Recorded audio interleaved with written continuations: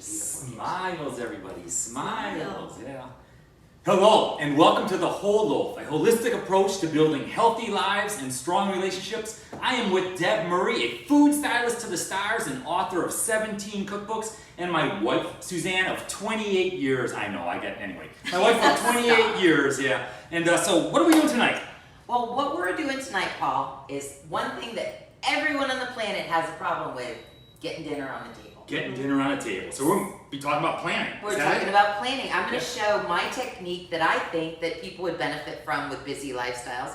Suzanne, who's been putting dinner on your table for years. That's true. She's got some thoughts on it. But it's all about planning to be successful. Absolutely. Okay, very good. Yeah, you were telling a story about a teacher who both her and her spouse are teachers. They have 3 kids who are actively involved in sports. And she asked you, how do you do it? Exactly. How do you make the time? How do you plan everything that needs to be done and still get food on the on the table for dinner? Exactly. Yeah. Not do the drive-through, because that's what you end up doing, because you just you cannot slice yourself a little thinner. I'm going to show you how you can spend about an hour or 2 on a Saturday or a Sunday, and you can make 7 days worth of meals during that period of time. And when you get them on the table, they'll be delicious, it'll be inexpensive, and I'm going to promise you that you're going to think the food tastes better than you normally make taste. All right, so we're talking about planning this afternoon, and I heard that Apple is planning on releasing a new car. Did you guys hear this? it'll have windows. You got it? So we get it. Yeah, I know, it's bad. It's bad. But just as we plan dinners, I'll maintain. When it comes to relationships and building healthy relationships, strong relationships, it takes planning. It does. Because I always look at relationships like being a railroad track, right? You have 2 spouses, and they have their own likes, their own dreams, their own hobbies, but yet you're doing life together.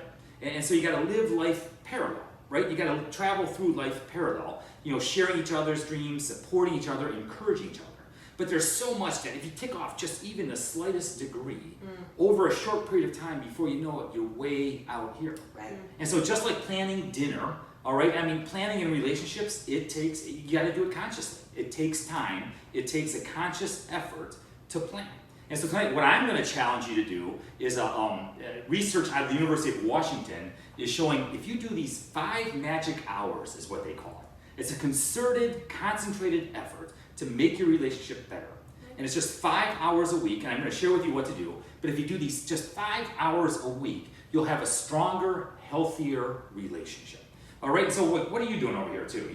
So I'm not going to cook tonight. I'm just going to talk a little bit about what I do for meal prep, because I do work full-time out of the home, and the same question comes up of how do you do it? How do you get the dinner on the table every night? And really, it's very simplistic. I guess the guidelines I follow is I look at the grocery flyers every week, and I start actually creating my list of what's on sale. And then start looking at my pantry and my refrigerator and what can actually accompany these meals. And I start creating only about 2 or 3 meals, because the other ones are going to be really super quick and easy, which I'll get to in a minute. But anyway, say for instance, green beans are on sale and sweet potatoes. I don't know what I'm going to do with them, but I can Google recipes with green beans and sweet potatoes and look for something that's really quick and easy and doesn't have a lot of ingredients. I'm always going to double what I'm going to make, because whatever I don't eat tonight, I'm going to take to lunch tomorrow. Now, he is not a leftover guy at all. I'm the leftover person, so if he's not going to take it, I'll take it for other people at work. So really, really important. But if you want to also do just the quick meals, super easy, just to open up one of the bags with just a salad in here, and then you've got a protein that you're going to make.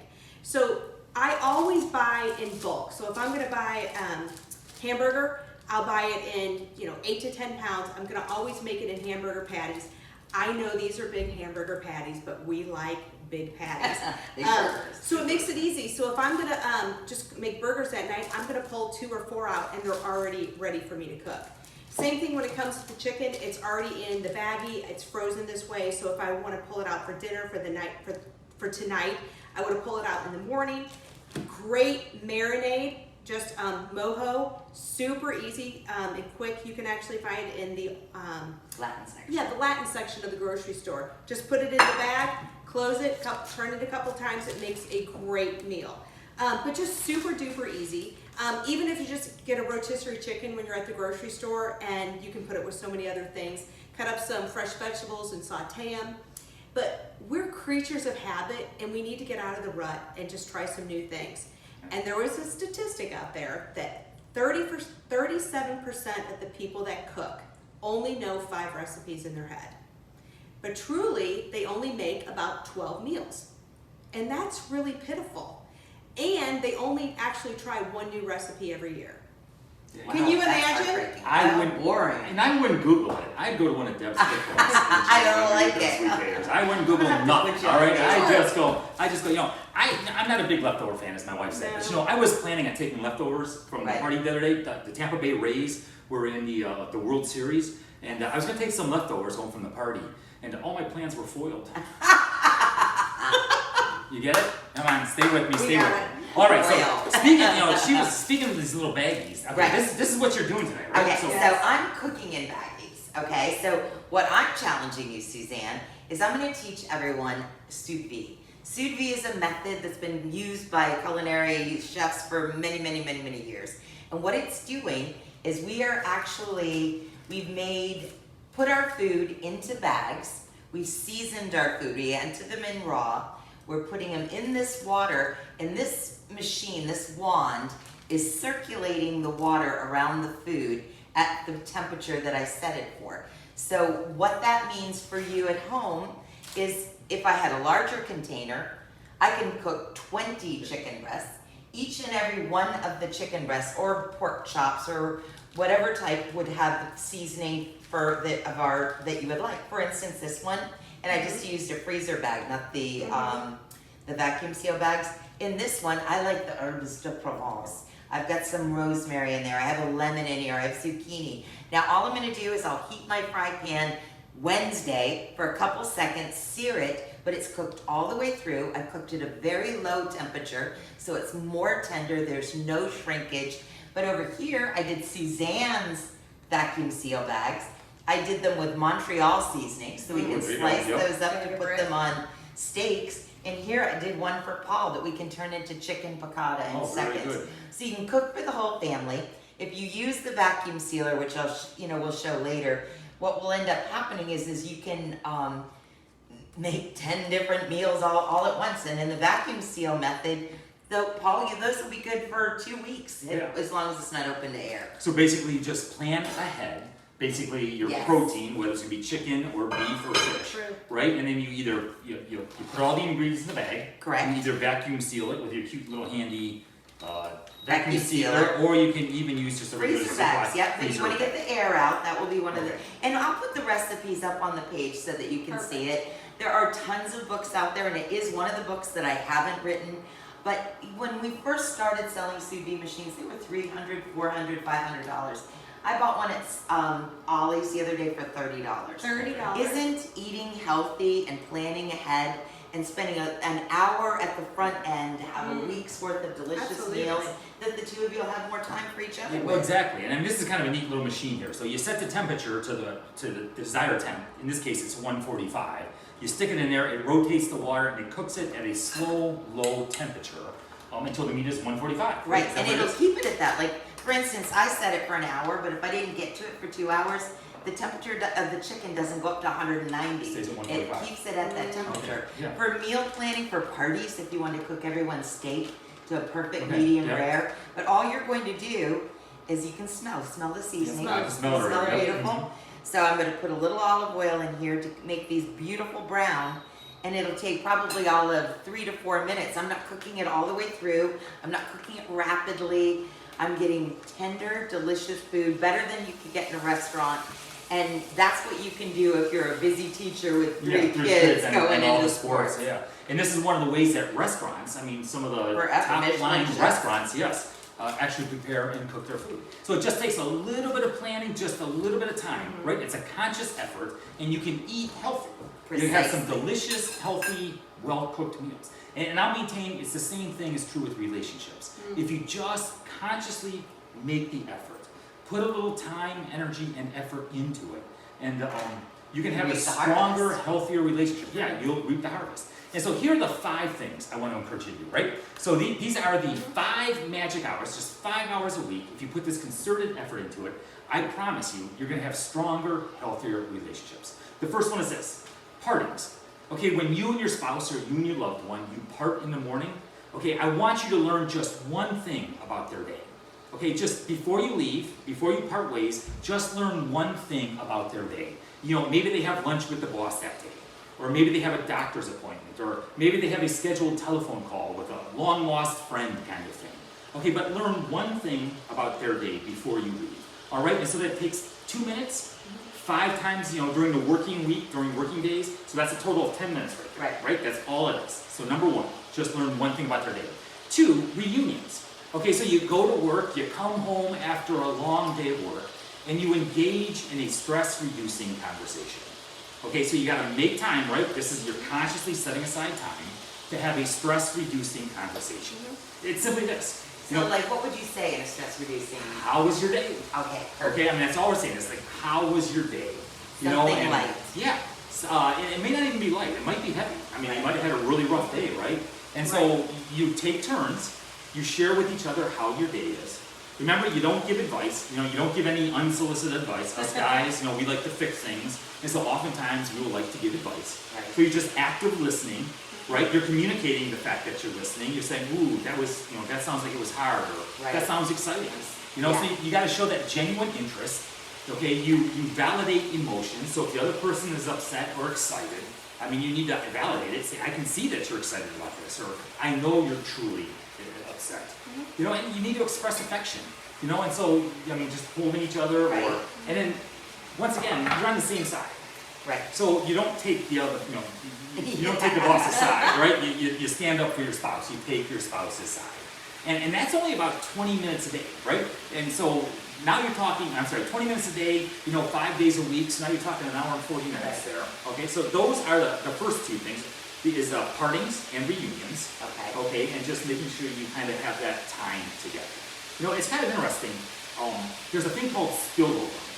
Okay, and so if you're stressed out at work and you have a rough day at work, well, you bring those emotions home. Those emotions and those struggles, those frustrations, they spill over into your relationship, and they negatively impact your relationship. Right. And the same thing is true. Like if you're struggling at home, it'll spill over into work, and you won't be as productive, or you won't be as, you know, friendly or as inviting to customer service or whatever it is. Yeah. And so spillover. Okay, so those are the first 2 things: partings and reunions. Now, what do you? So you just basically? Yeah, I just round it for a second, and I'm fascinated with what you're saying. So you don't need to stop for me, but if you do want to take a little taste of it very quickly, I did want you to see the text. Can you see how tender that is right now? Yeah, it is. It's very, yeah. Right, and the flavor part of it, the chicken is the exact same size as it was. What do you think? Isn't that outstanding? Yeah, it's very moist. It's excellent. Isn't that excellent? Yeah. It's not rubbery. So is that the one you pulled out of Yes, yours? those Yeah. are the first 2, and all I did was just brown them in here for a second, and then I'm making a little sauce for you. Okay. But I'll test you one of the other ones we'll put on salad later, but give me more information. Oh, you always I want love more. this. So we said partings and reunions, 2 of the important times together. The other one is to express or show admiration and affection for them. Okay, so here's the rule. Find some way every day.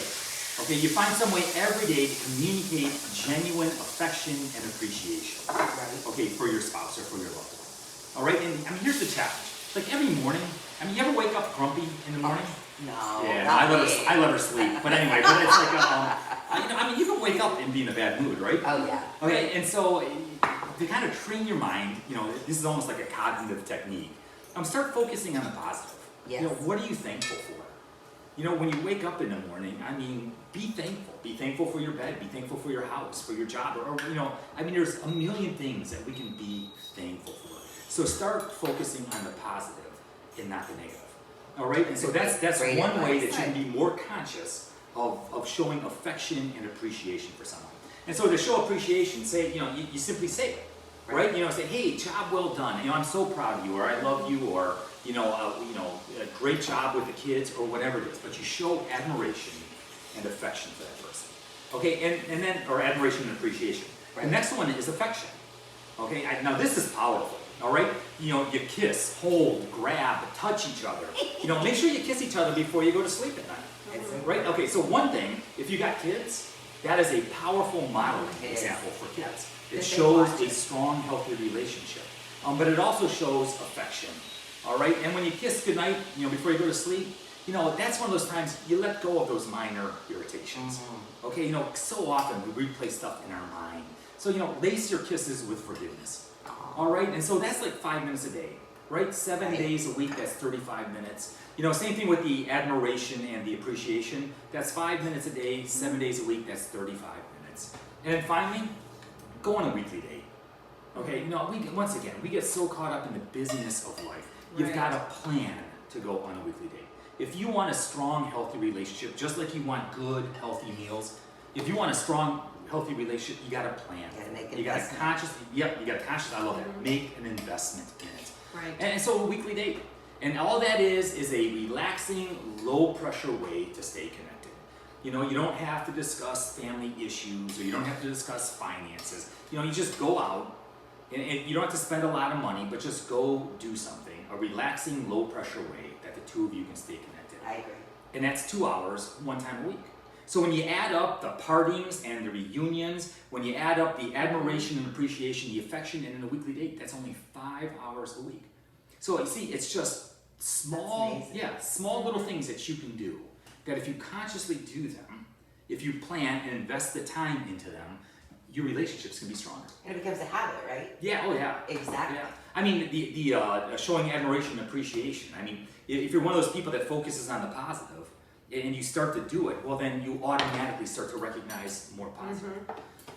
Wouldn't that help you as well? It would help me. I think even myself, not even in a relationship, Paul, when I wake up in the morning, there are times where things aren't as good as they used to be. Things are challenging, but to get up and go, that's not going to help my day. If I can just get up, I'm breathing. It's beautiful. The temperature, I've got my, it's all about perspective. And it's also about getting in a healthy habit, and I love the advice. And I do agree, date nights when Martin, we were all about that. It's the best way to stay connected. They're powerful, it is. And you're right, it doesn't have to be anything that's elaborate. Maybe it's just, we would just pack up a blanket and we'd go to the beach at night and just sit there and watch the sun go down. And just something easy and quick, and just do it together and Not just spending connect. money, you're just spending time with each other. Investing in each other. Way to connect.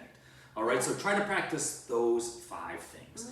5 concerted, concentrated hours a week. And I promise you, your relationships, they're going to be stronger. They're going to be healthier. Just like we plan these meals, we're going to be stronger and healthier, right? Exactly. So what do you do here now? All right, so this is that same dish. I did want to show you. I did make one that was specifically Suzanne. Remember we were teasing? Suzanne loves Montreal seasoning. Yes. What I would love with this, Suzanne, can I steal one more sharp knife? Absolutely. You take all you're gonna do is you're gonna open the chicken packets that you buy at the store. Okay, and like all these have them for $1.49 a week. $1.49 a pound this week. So you take them, and I just clean them off, pat them dry. I like to trim them. And then all we're going to do is rub them with Montreal seasoning. And then Suzanne, I'm gonna have you take a taste of it, but I'm gonna put it on that salad.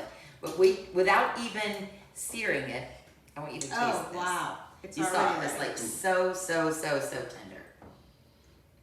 And it doesn't taste like boiled food. No. Don't you love that flavor? No, it's Taste very, this, Paul. very so moist. good. So what we're doing is we're elevating the experience. We're planning for the week. And I love the fact that you brought up that people are using just like 5 or 12 recipes. Expand yourself.